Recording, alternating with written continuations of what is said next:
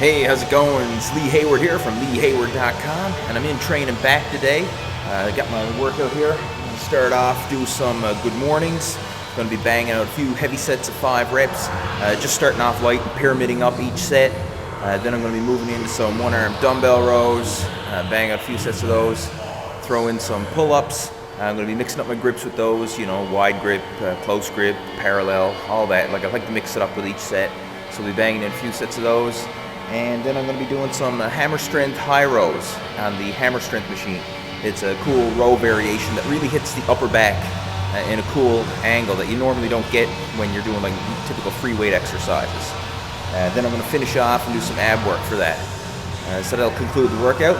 So without further ado, let's get to it. Alright, the first exercise is good mornings.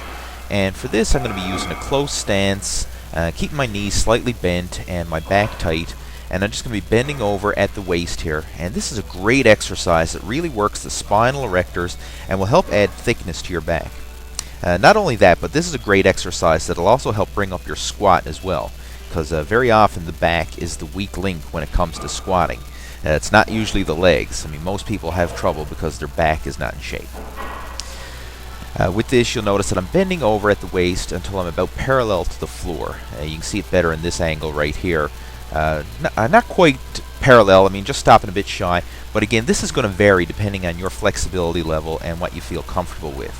But the main thing is to just start off light and build up gradually.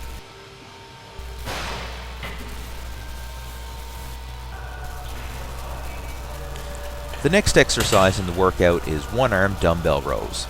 And this is a great exercise to really build up the back, especially the lats. It'll help to add thickness and width to your back.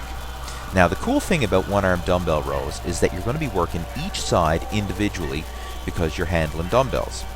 And I like this because it helps to develop balance between the left and the right sides of the body. Sometimes when you're doing machine exercises or barbell exercises, your stronger side can actually overcompensate for your weaker side, thus leading to some uneven development. But doing dumbbell exercises like this can help to balance that out. With this exercise, I'm going to be working up to doing 3 heavy sets of 10 reps.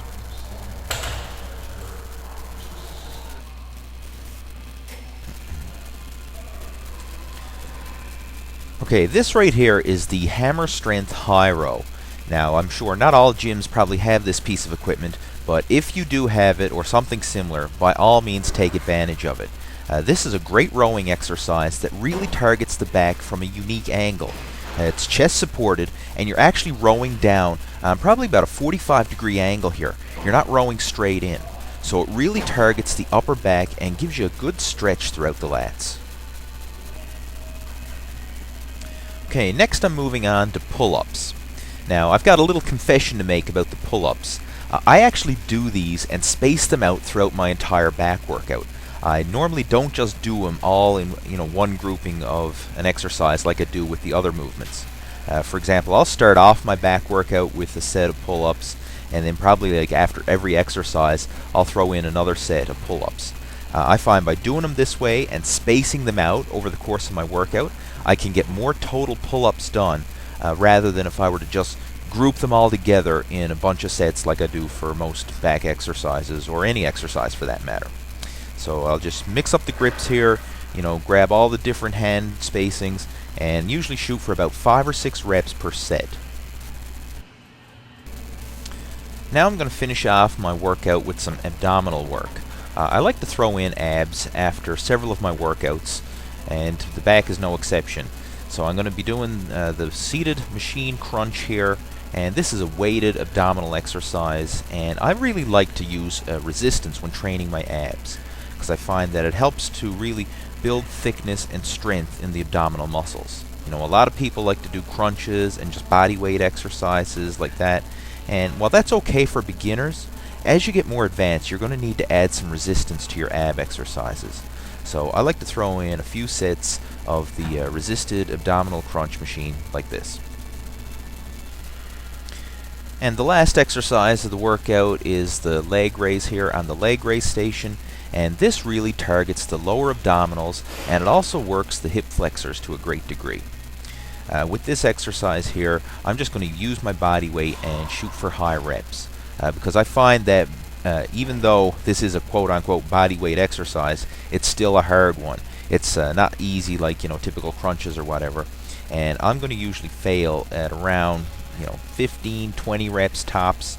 And one thing you'll notice here is, like, the first few reps I was doing, I could really kick my legs all the way up, and now here on the last few, I'm having trouble, and I'm only getting my legs up partial range here.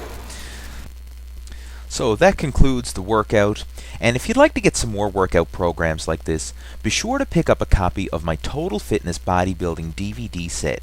You can get this at my website at leehayward.com/DVD. And this is a complete 2-disc DVD set that covers over 100 different muscle building exercises, and I also have over 25 sample workout programs that you can follow along as well. So again, you can pick it up right on my website at leehayward.com/DVD.